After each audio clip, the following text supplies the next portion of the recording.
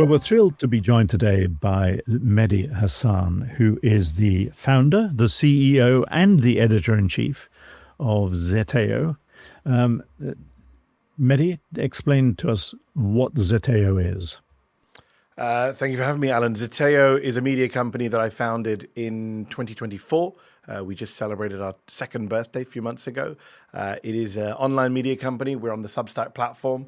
We're all singing, all dancing. We do op-eds, TV shows, podcasts, live events. We just launched Zeteo UK. A couple of months soft launched Zeteo UK in London, so we're expanding. And Zeteo itself, the word is an ancient Greek word meaning to seek out the truth. What's the gap? I mean, in the British, let's talk about the British market first, then we can go global. You've just announced that you're launching in the UK. What audience is being underserved in the UK? I think plenty of audiences are being underserved in the UK. I think if you look at the UK political cultural scene right now, people are deeply frustrated, not just with politics, but with our media. I spend a lot of time in the UK, even though I left the UK for the US, I think 12 years ago now, time flies. But ever since Brexit in particular, every time I go back to the UK, people are disillusioned with the direction of the country, but also with the people in power. There's a reason this is a populist moment in the West, across Western countries. People are dissatisfied. And what I saw at Zeteo here in the US was that people were dissatisfied with what they were seeing and reading and hearing. Obviously, the US media, and we can talk about it, is very different to the UK media in many ways. But weirdly, looking back at my old home country, the mother country, the place where I was born and brought up, I thought that was actually a more underserved market in many ways than the US. I remember going on TV and radio in the UK earlier this year, talking about the Iran war and reminding myself how, what's the right word? I don't want to say incestuous, but weird, closely linked, interlinked, groupthink, small world, everyone together in one small space in Westminster coming up with the right received opinion.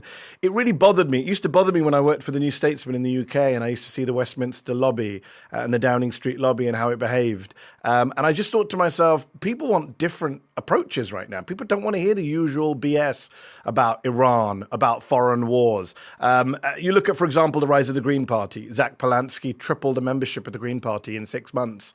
Which media outlet is serving those people? Which media outlet is serving people disillusioned with foreign wars? Which outlet is serving people who are minority communities who feel like the media is still, in the words of infamous words of Greg Dyke, still too hideously white? So there's a bunch of different people, not just on the left, who are dissatisfied with the way the media is serving up stories. What's the problem, do you think? I mean, why in a market economy, if you've got people who are being underserved a certain style of news, you might expect the news ecosystem to react in the way that you have. Yeah. What stopped them? I think many things have stopped them. I think a failure of imagination. I think a failure of, for example, starting new media business, it's assumed that it requires a lot of capital, and people on the left don't have the same access to capital that people on the right do. For example, when Ben Shapiro launched the Daily Wire, which is a right-wing media juggernaut here in the United States, been doing very badly this year, but over the last 10 years has been a media juggernaut. You know, he took several $1 million from a fracking billionaire in order to set that up. Now, the left doesn't normally have the same access to capital, doesn't have the same support from rich benefactors. Media businesses tend to be loss-making businesses these days, and it's great to have a rich sugar daddy backing you up. So that's one of the reasons, I think. But what's interesting is that technology has changed that. And personality-driven media coverage has also changed that. So I was able to set up Zeteo from scratch in the space of a few weeks after leaving MSNBC. I did do an investment round, but that was just because I was being cautious. We actually, broke even year one on a media startup here in the US. So I think what I showed was it can be done, and that's why I'm trying to replicate it in the UK. I think people just haven't realized that there is an audience there. I think media elites have pandered so much to kind of supposedly the left behind voter, the forgotten voter, what we call Trump voters in diners here in the United States, or what you might call, what Nigel Farage might like to talk about as forgotten man in Clacton, that we haven't noticed that there's a massive swath of people on the other side who feel genuinely cut out from even liberal media institutions. For people who haven't yet looked at Zeteo UK, can you describe the journalistic approach? Most people would think of you as on the left. Yes. And you're highly opinionated. But I think even ungenerous people would concede that you come to interviews formidably well briefed, and anybody who tries to survive a Mehdi Hasan interview without having done their homework is in for trouble. What's the balance that you're striking between, as it were, news reporting, investigations, comment, analysis? Yeah, so I think in many ways, look, I'm in a strange place, Alan, because as you know of my career, I've done a bit of everything. So I'm not someone who's coming either, pure mainstream or pure independent. There's a lot of people who are, we have a lot of YouTubers, right, in the United States right now, a lot of independent content creators who have, and podcasters who have challenged the dominance of mainstream media. Whatever you want to call it, Joe Rogan or whoever it is, Candace Owens, here in the United States. I am not one of those people. I am someone who worked in mainstream media, learned my craft and learned about my industry from the inside. I worked at the BBC. I worked at Sky News. I wrote for you and The Guardian back in the day. I was a political editor at The New Statesman. I worked at NBC News here in the United States, as mainstream as you can get. I worked for Al Jazeera English from an international perspective. So all of those experiences are there, and they're not things I kind of throw away. I've never ever said in any of my kind of promotion for Zeteo that, I hate the mainstream media or the mainstream media was a waste of time. No, I learned a lot of great skills and experiences in that world. I just think it's a world that has kind of lost touch recently, and that's why there is a gap in the market, to use your phrase, for independent journalism, especially independent left journalism. So for me, Zeteo does bring all of the great sensibilities and great experiences of mainstream media, rigorous investigations, fact-checking, editorial values. We don't cut corners, as you said. When we do interviews, we prepare for interviews. We're fair in our interviews, even when we're tough. We've won awards for our investigative journalism here in the United States. We did a documentary. We're even doing documentaries, which most independent media companies aren't doing. We did a documentary called Who Killed Shireen, where we had Dion Nissenbaum, former Pulitzer Prize nominee for the Wall Street Journal, go and actually find out the name of the Israeli soldier who killed Shireen Abu Akleh, the American journalist killed in the West Bank a few years ago. So, we bring all of those sensibilities of traditional journalism to independent media. But then, as you say, we're also very provocative. We're very opinionated. We use technology in different ways. We say things that people in mainstream media maybe don't say. When I launched Zeteo in the US, my mantra was we are going to say the F word, the G word, and the R word. We're going to say fascism, we're going to say genocide, and we're going to say racism, which are words, terms that US mainstream media was definitely at the time and even since shying away from, for hiding behind we can't say that because of impartiality guidelines. We can't say that but because we're neutral. And that kind of bullshit is something I wanted to push back against. So Zeteo UK will be doing exactly the same thing in the UK. You look at, for example, how the BBC has mishandled the right, mishandled Farage, mishandled reform. We won't be doing that. We'll be calling a spade, and we've hired some great journalists. You mentioned the kind of opinion versus news. My first hire for Zeteo UK was not an opinion columnist. It was Shihab Khan, who was a senior political correspondent at ITV News, as mainstream as you can get, has interviewed, I think, 5 of the last 6 British prime ministers. So he is our political editor at Zeteo. We are doing very mainstream political coverage. But again, we're not going to hide behind some of the euphemisms that our mainstream colleagues hide behind. And then we've got a bunch of great opinion makers. We've got Owen Jones. We've got Peter Oborne. We've got Afua Hirsch. We've got Grace Blakely. So we're doing a bit of both. I know Lionel's one question, because Lionel, I know you're dying to jump in on, especially on the American angle, but I just want to pick you up on the thing you said about the BBC Yes. mishandling reform, because a frequent critique of the BBC is, well, there are 2 critiques. One is that it's too established and middle class, liberal. It missed the story of reform and the significance of reform, and then scrambled to catch up. The other critique, another critique, is that it made Nigel Farage, it gave him 38 appearances on Question Time, and bent the knee to Farage in a way that he didn't merit. What's your critique of the BBC and reform? I don't think it's either or, though, Alan. I think it can be both. I don't dispute. Having worked at the BBC, I've never disputed the idea that a lot of people who work there have liberal sensibilities, are not hard right Brexiters or whatever you want to call it. But that doesn't change the fact that the output and the content and the editorial angling does cater to the right. I know that right-wingers will lose their mind saying this, and I would compare it to the New York Times here in the United States, which is a quote-unquote liberal paper filled with quote-unquote card-carrying liberals, but in its editorial angles on issues like war and peace, on issues like immigration, on issues like the rise of Trump or the rise of Farage, has very much catered to that right-wing sensibility out of whatever you want to call it, appeasement, fear, self-flagellation, right-wingers working the refs, as the phrase goes. The right have done such a good job of making people in quote-unquote liberal media feel guilty about their biases, make them feel as if they're anti-right, that there's been an overcompensation. And we've seen that. We've seen that here in the US. We've seen that for sure in the United Kingdom with the BBC. And you mentioned it yourself. How do you explain that a non-politician, a man who was not elected to Parliament, was platformed so often, so regularly, in often such a soft way, almost like a pundit? There is no Nigel Farage without the BBC. That is 100% my view. Mehdi, you make much of the fact that you are an independent media institution. Where Yes. is your financial backing come It's from? true. So, good question. Our financial backing, I did a $4 million investment round in 2024 from a friends and family round from a bunch of people I know, business people, friends and family. It was ironic because I don't know anything about business. I've had to learn for 2 years. And people warned me not to do that. They said, you'll be fine. I was super cautious, Lionel. I didn't want to be one of these media people who starts a media company, hires a bunch of really good people from other places, which is what I did, and then fires them in a year because I didn't really have a proper business model. And that was happening in the US at the time. There was, what's his name? Jimmy Finkelstein, I think his name was. I can't remember remembering his name. The multimillionaire guy who started The Messenger and hired a bunch of people from CNN and The Post, had a $200 million budget, and then everything went pear-shaped and he fired everyone. So I didn't want to be that guy. So I did an investment round. And the irony is, I've never really had to touch that money. Much of that money is still sitting in a bank. We've used it for special projects. But we were self-sustaining almost from day one from our paid subscribers. The beauty of the Substack platform of independent media and the subscription business, which is what I'm in now, the beauty of that is it's cash up front. People are paying for a 1-year subscription up front. So you're actually already ready to go from day one. And we have, had a successful business. We have nearly 700,000 subscribers total for the Zeteo OG, as I call it now, as opposed to Zeteo UK, many of which are paid and which pays our way. So, yes, we did do a small investment round. Part of me regrets it, but I appreciate the support we got. Why would you regret it?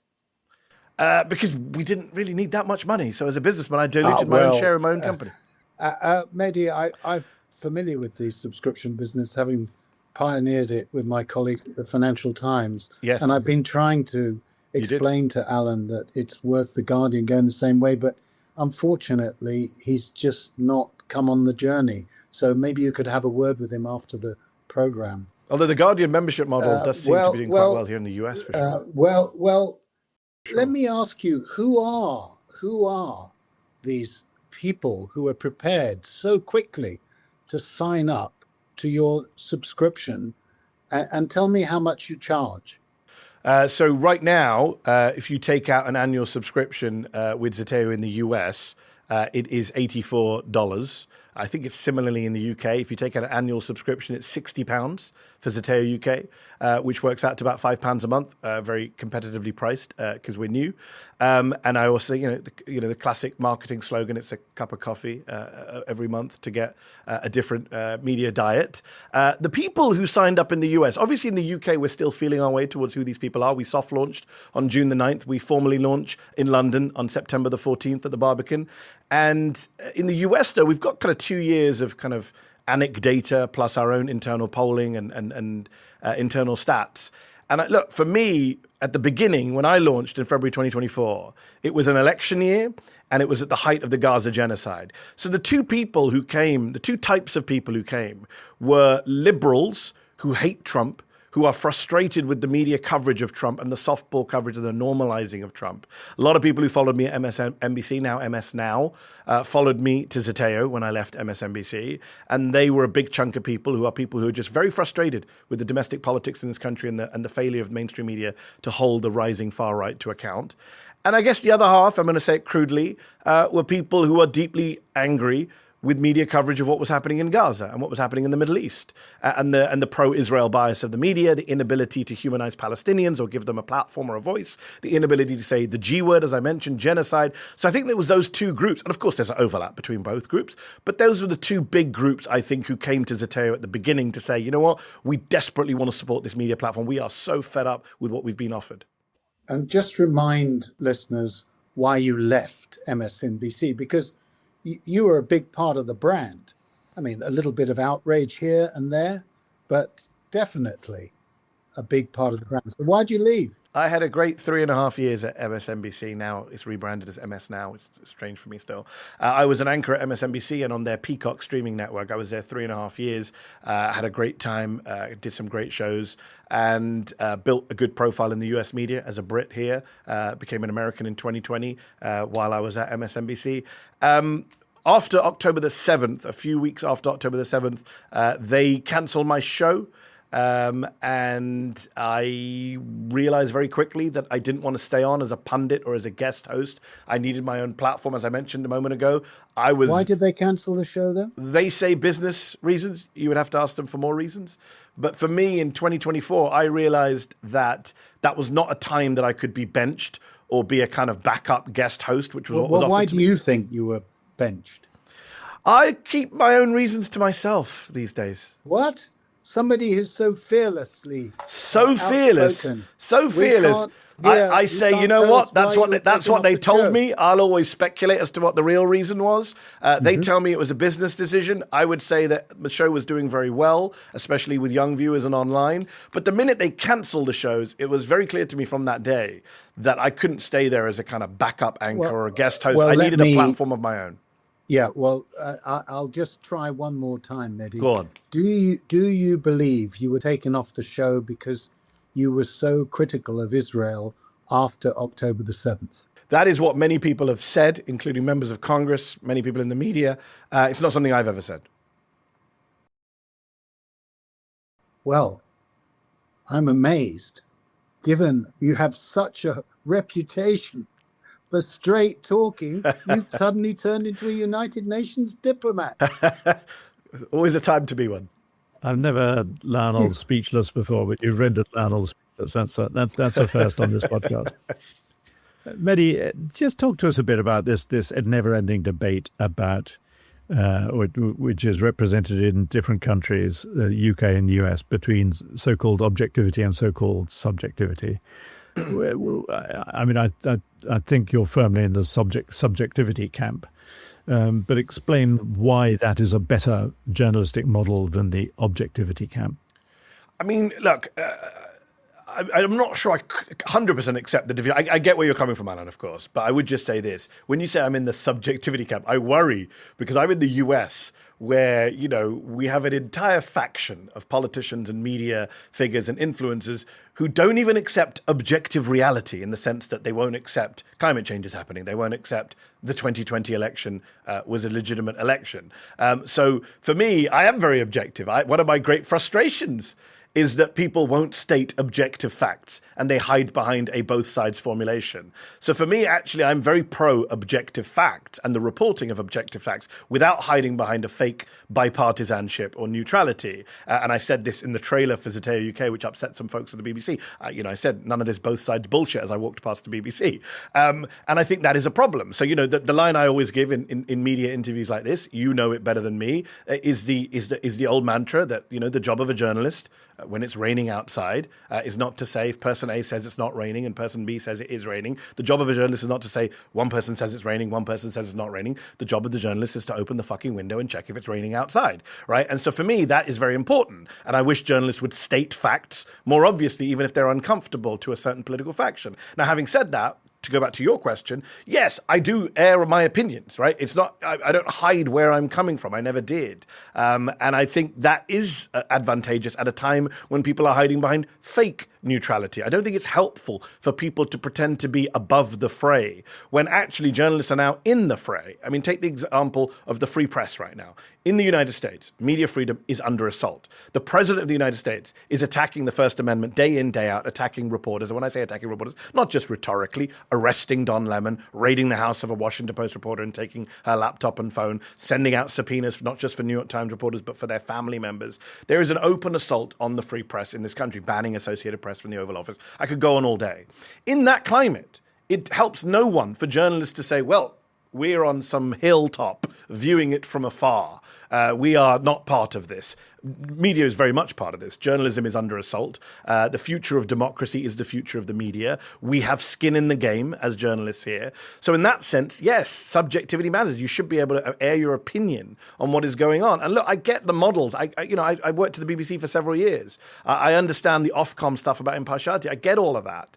But I just think it's not helpful, certainly not in the United States right now. If objectivity, to go back to your question in your division, if objectivity versus subjectivity means objectivity requires you to hold back from stating what you believe to be true at a time of democratic crisis, I don't think that's helpful to anyone. And I don't think if that's the case, Mehdi, why are you reluctant to call October the 7th a terrorist attack or a terror attack by Hamas? Who is?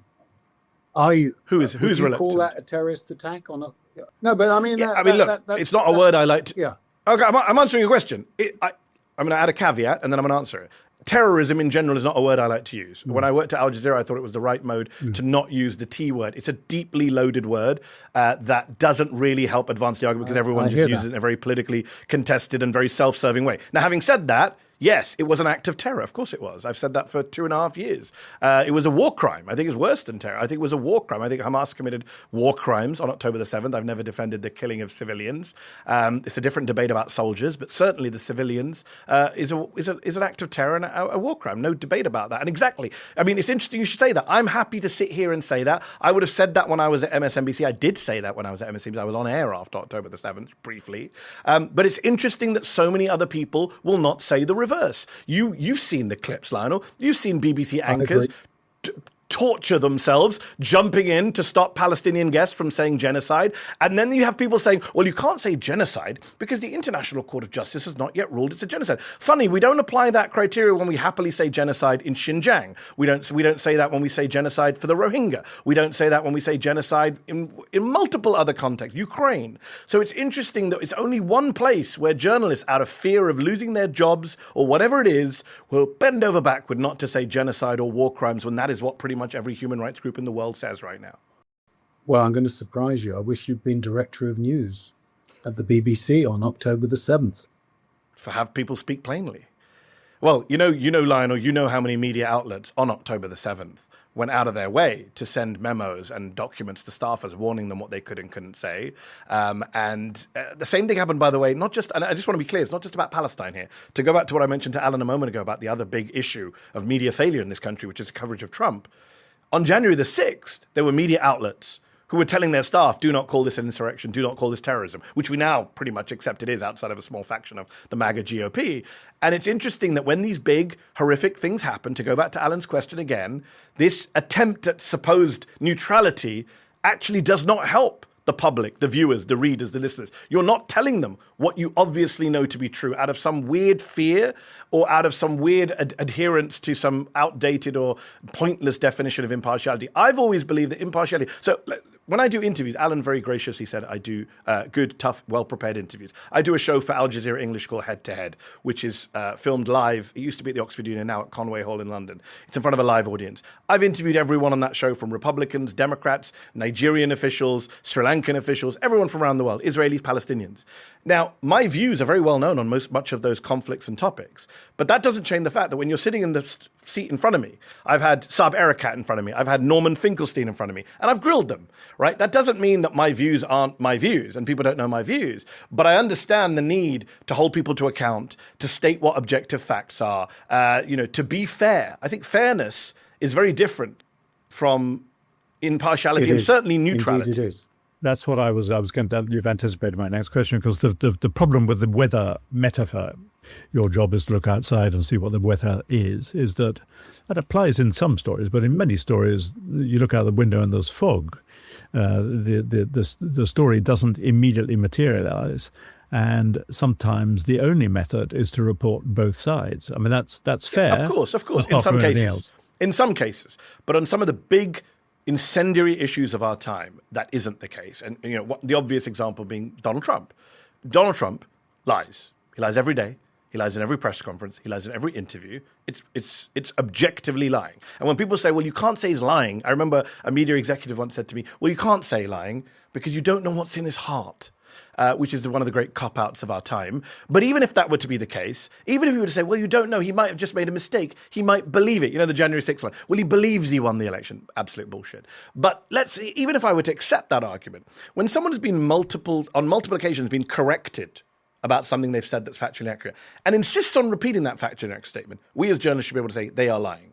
Right? The inability to say that word is a real problem. And I think that is a classic example where we are failed by people who say, well, I need to report both sides. I need to say that, CBS News, if we can even call CBS News still, under David Ellison and Barry Weiss, did exactly this. On the anniversary of January the 6th this year, Tony DeCopel, the anchor at CBS News, that night said, oh, Democrats say there was an insurrection at the Capitol. Republicans say it was da-da-da-da. What? There's no Republicans say. There was an insurrection on January 6th. People carrying Confederate flags attacked the Capitol, injured hundreds of police officers. What are we talking about here? So I think this is the fundamental issue here in the US, where I am for sure, which is Donald Trump, the rise of his brand of political lying, the fascism and authoritarianism associated with his movement, the inability of the media to report on that accurately, say what we all know to be true. I think it's had huge and long-term damaging consequences for the US and for democracy here.